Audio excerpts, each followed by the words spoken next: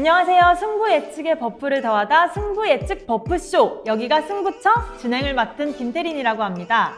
지난 승무패 36회차 아쉽게도 5경기가 빗나가며 등수 진입에 실패했는데요. 앞으로는 조금 더 적중률을 높이는 방송이 되도록 저희 분석위원님들과 노력하도록 하겠습니다. 이번 37회차는 올해 처음으로 MLS가 대상 경기에 포함되었습니다. 아무래도 동아시안컵 개최로 인해서 K리그 1부와 J리그 1부 경기들이 연기되어서 MLS와 K리그 2로 배정된 것 같네요. 그럼 먼저 K리그 2 경기들부터 승부 예측 시작하겠습니다.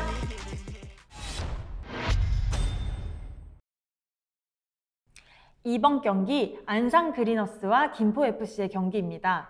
안산이 드디어 탈꼴찌에 성공했습니다. 부산 원정에서 수비적으로 내려선 부산 상대로 최건주와 두아르테가 좋은 컨디션을 보여줬지만 최전방 공격수 티아고가 부진하며 득점에 어려움을 겪었죠. 하지만 코너킥 상황에서 권영호의 헤딩 결승골로 1대0으로 승리하면서 부산을 최하위로 밀어내고 10위로 올라섰습니다. 김포는 신생팀의 한계를 넘어서 나름 순항하고 있습니다. 지난 라운드 전남 원정 경기에서 경기력은 상대에게 밀렸지만 많이 뛰면서 수비 시에 몸을 사리지 않는 투혼 축구로 버텨냈습니다. 왼쪽 측면 미드필더 박대한이 길게 넘어오는 한정우의 크로스를 헤딩으로 연결해 결승골로 만들어냈고 거의 모든 선수들이 악착같이 수비하면서 승리를 지켜냈습니다.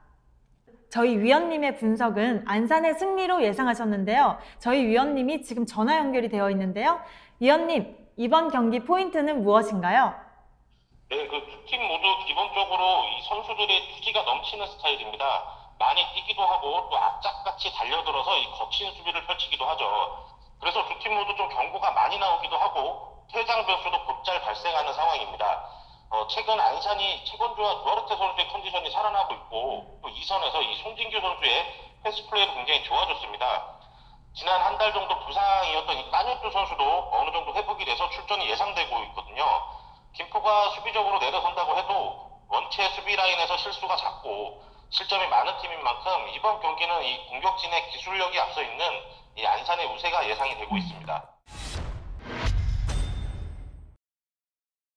그럼 3번 경기 부천FC와 충남 아산의 경기인데요. 부천은 지난 라운드 휴식을 맞이하면서 체력적으로 숨통이 좀 트인 상황입니다. 6월 들어 3연패의 부진에 빠졌던 부천이지만 최근 경기력이 살아나면서 다시 승수를 추가하기 시작했죠. 닐손 주니어 중심의 3백 라인이 굉장히 탄탄하고 수비에서 공격으로의 전환 속도가 매우 빠릅니다. 왼쪽 측면 미드필더 조현택과 오른쪽 측면 미드필더 김호남, 두 측면 미드필더들의 속도와 개인 기량이 뛰어나죠. 상대팀 충남 아산은 최근 2연승의 상승세입니다. 지난 라운드 경남 원정에서도 강한 전방 압박을 바탕으로 경남을 몰아붙이면서 1대0으로 승리했습니다. 특히 중원에서 김강국 선수의 빠른 공수 전환이 좋았고 박세직 선수도 미드필드로 내려와 경기 운영에 힘을 보태면서 경기 운영 능력이 확실히 좋아졌죠. 경남의 안정적인 수비력에 고전했지만 이양민 선수의 애매한 슈터링이 행운의 골로 이어지며 승리를 챙길 수 있었죠. 저희 분석위원님의 예측은 부천의 승리와 무승부입니다. 위원님, 이번 경기 포인트는 뭘까요? 두 팀의 경기 운영 스타일도 매우 흡사합니다. 우선 수비를 안정적으로 하면서 빠른 속공으로 상대의 뒷공간을 두드리죠. 그래서 그런지 두 팀은 올 시즌 앞선 두 차례 맞대결에서도 모두 0대0 무승부 결과가 나왔습니다. 이번 맞대결 역시 무승부 가능성이 매우 큰 경기죠. 다만 지난 라운드 휴식을 취한 이 부천 선수단이 체력적으로 어느 정도 회복을 하면서 조금 더 좋은 컨디션을 유지할 수가 있고 아산이 올 시즌 정경기 출전했던 이 센터백 이은범 선수가 경고 누적으로 결장하는 만큼 이 수비 라인에 약한 고리가 생긴 것 같아요. 부천의 승리 가능성도 매우 큰 그런 경기가 될 것 같습니다. 그럼 14번 경기 전남 드래곤즈와 부산 아이파크의 경기입니다. 전남이 지난 라운드에서도 승리를 거두지 못했습니다. 리그에서 무려 11경기 연속으로 승리를 거두지 못하고 있는데요. 그래도 끈질긴 수비력을 보이며 6연속 무승부를 거두다가 최근 2경기 연패의 부진에 빠졌습니다. 지난 라운드 김포 상대로도 중원에서 김현욱의 경기 운영을 앞세워 잘 싸웠지만 마무리 슈팅 정확도가 너무 떨어졌죠. 박인혁, 발로텔리 두 공격수의 부진으로 무승 상황이 계속되고 있네요. 부산은 라마스, 김상준, 2명의 중앙 미드필더를 보강했고 센터백 이한도를 데려오며 수비 라인도 보강했습니다. 지난 안산과의 경기에서 수비적으로는 굉장히 안정된 경기력을 보였죠. 다만 공격적인 짜임새가 부족해 보였습니다. 라마스가 리턴받아 시도했던 중거리 슛 외에는 위협적인 그림이 없었어요. 후반 박정인 투입 후에는 박정인의 움직임에 라마스의 패스가 연결되면서 좋은 그림을 보여주며 기대감을 높였지만 코너킥 상황에서 실점하며 패했습니다. 저희 분석위원님의 예측은 전남의 승리와 무승부로 예측하셨습니다. 위원님, 이번 경기 포인트는 뭘까요? 전남이 최근 무승이 길어지고 있긴 하지만 지난 김포와의 경기에서 보여줬던 경기력은 굉장히 뛰어났습니다. 특히 김현욱이 중원에서 공격적인 운영 능력을 선보이면서 찬스를 많이 만들어냈었죠. 시즌 초반 해결사 노릇을 해줬던 이 플라나 선수도 부상에서 회복해서 팀 훈련에 합류한 만큼 이번 경기에서는 아무래도 전남의 골 결정력이 좀 올라갈 것으로 보여지네요. 다만 부산이 수비수와 수비형 미드필더를 보강하면서 수비력이 확실히 안정된 만큼 무승부 가능성도 되게 크게 보여지는 경기입니다. 네, 다음은 MLS 경기들인데요. MLS는 현재 이적 시장이 열려있는 상황입니다. 저희 녹화일인 21일 목요일 오전 기준으로 이적이 확정된 상황들은 반영했지만 하루 사이에도 많은 변화가 생기고 있으니 구독자 여러분들도 이 부분은 양해 부탁드립니다. 1번 경기 DC 유나이티드와 CF 몬트리올의 경기입니다. DC 유나이티드는 팀을 대표했던 공격수 폴 아리올라가 팀을 떠났고 왼쪽 측면 수비를 맡았던 케빈 파라데스가 분데스리가로 이적하면서 전력 공백이 컸습니다. 지난 3월 포운타스가 합류하면서 높은 득점력을 보여주고는 있지만 도무지 수비 밸런스가 잡히지 않으면서 최다 실점으로 동부지구 최하위에 머물러 있죠. 몬트리올은 미하일로빅과 로멜 퀴오트의 공격 조합이 확실하게 자리를 잡으면서 박스 안에서 높은 득점력을 보여주고 있죠. 미하일로빅이 최근 부상으로 결장하며 경기력이 떨어졌지만 지난 라운드 복귀전을 치르며 건재함을 보여줬습니다. 위원님, 어떻게 예상하시나요? 이번 경기는 몬트리올의 우세가 예상되는데요. DC 유나이티드는 공격과 수비 이 핵심 선수들의 이탈 이후에 공격력은 이제 새로운 선수들을 영입하면서 회복했지만 수비 밸런스가 전혀 안 잡히고 있습니다. 최근 10경기에서 단 1승밖에 거두지 못했고 얼마 전에는 이 필라델피아에게 무려 7실점하는 패배 경기로 나왔었죠. 공격 조합이 완성된 이 몬트리올의 짜임새라면 어렵지 않게 승리를 가져갈 경기로 보여집니다. DC 유나이티드의 패배를 예상합니다. 네, 4번 경기 뉴욕시티 FC와 인터 마이애미 CF의 경기입니다. MLS에서 가장 공격적인 경기를 펼치는 뉴욕시티가 수비 밸런스가 안 잡혀서 흔들리는 마이애미를 상대하는데요. 뉴욕시티의 홈 경기이고 최근 카스텔라노스의 골 결정력이 굉장히 날카롭죠. 중원에서 막시 모랄레스의 노련한 경기 운영이 돋보이는 만큼 뉴욕시티가 무난하게 승리할 경기로 예상됩니다. 더군다나 마이애미는 유독 원정 경기에서 약한 모습을 보이죠. 올 시즌 정규리그 원정에서 단 1승밖에 거두지 못했습니다. 여기에 수요일 오전 FC 바르셀로나와 친선 경기를 치르며 체력적인 소모도 컸습니다. 위원님, 어떻게 예상하시나요? 뉴욕시티의 우세가 확실한 경기로 보여지는데요. 현재 저희 녹화일 기준으로 이 공식 발표는 안 났지만 뉴욕시티의 이 카스텔라노스가 이 스페인 라리가의 지로나 FC로의 이적 루머가 나오고 있습니다. 이 카스텔라노스의 득점력이 뛰어나지만 이 선수가 이적하더라도 젊은 브라질 공격수들이 많이 있는 만큼 이적 여부와 상관없이 홈에서 뉴욕시티가 승리를 가져갈 경기로 예상이 됩니다. 네, 5번째 경기 FC 신시내티와 내슈빌 SC의 경기입니다.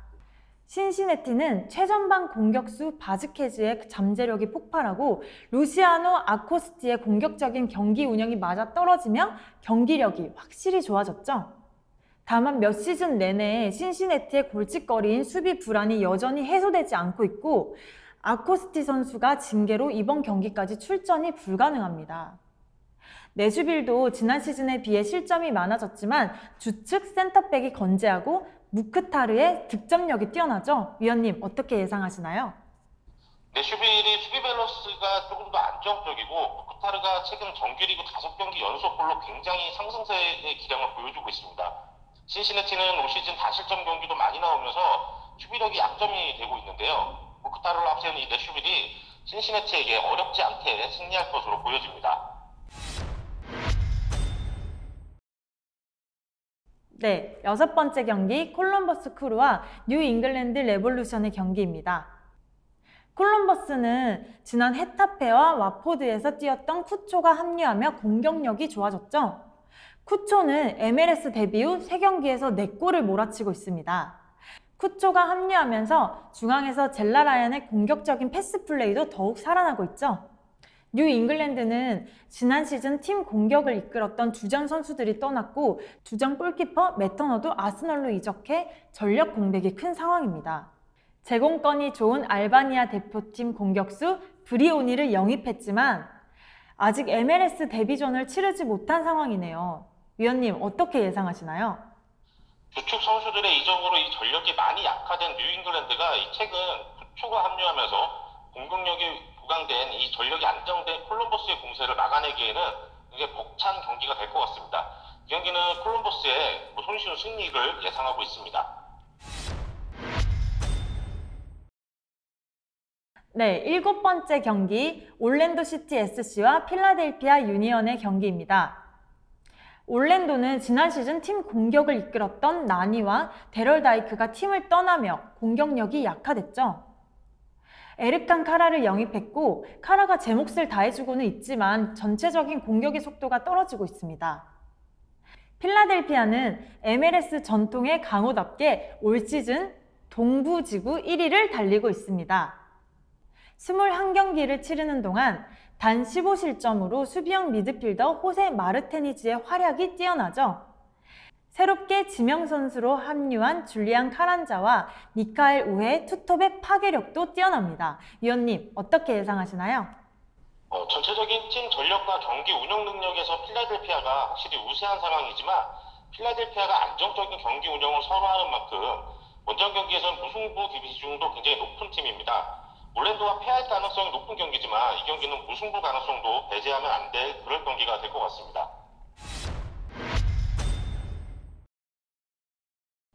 여덟 번째 경기 토론토 FC와 샬럿 FC의 경기입니다.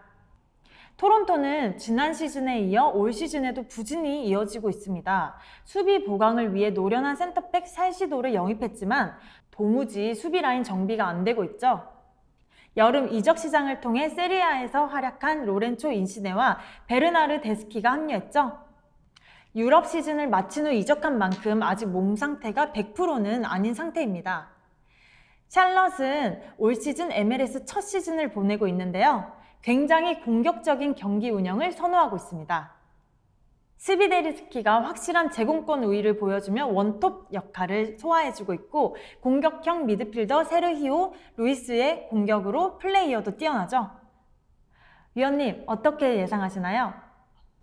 샬럿의 최근 공격력이 살아나고 있는 만큼 수비력이 약한 이 토론토를 상대로 충분히 득점이 가능한 경기입니다. 다만 토론토가 세리아 출신 공격수들인 인시네와 베르나르 데스키가 출전하게 된다면 토론토의 득점력도 굉장히 날카로워질 경기가 되겠죠. 이 경기는 토론토의 선발 명단에 따라서 경기의 승패가 달릴 그런 경기가 될 것 같습니다. 아홉 번째 경기 휴스턴 다이너모와 미네소타 유나이티드 FC의 경기입니다. 지난 시즌 서부지구 최하위였던 휴스턴은 포백 수비 라인이 안정감을 찾고 클락 골키퍼를 영입하며 실점이 줄어든 모습을 보여주고 있습니다. 공격력도 페레이라가 합류하면서 측면에서 피컷의 활약도 좋아지고 있습니다. 미네소타는 공격형 미드필더 레이노서의 원맨팀에 가까울 정도로 의존도가 높습니다. 그리고 레이노서의 기량이 그만큼 뛰어나죠. 과거에 주로 도우미 역할을 많이 했었다면 올 시즌은 직접 많은 골을 터뜨리며 미네소타를 이끌고 있습니다. 위원님, 어떻게 예상하시나요? 미네소타의 레이노소는 MLS에서 가장 위협적인 왼발을 보여주고 있죠. 이런 레이노소를 앞세운 미네소타가 확실히 우세한 경기를 가져갈 것으로 보여집니다. 미네소타가 최근 5경기에서 4승 1무로 엄청난 상승세인데 이 기간 동안 이 레이노소가 6골에 1도움의 맹활약을 펼치고 있죠. 휴스턴 수비 라인이 감당하기에는 최근 레이노스의 폼이 너무 좋은 상황입니다. 휴스턴의 패배를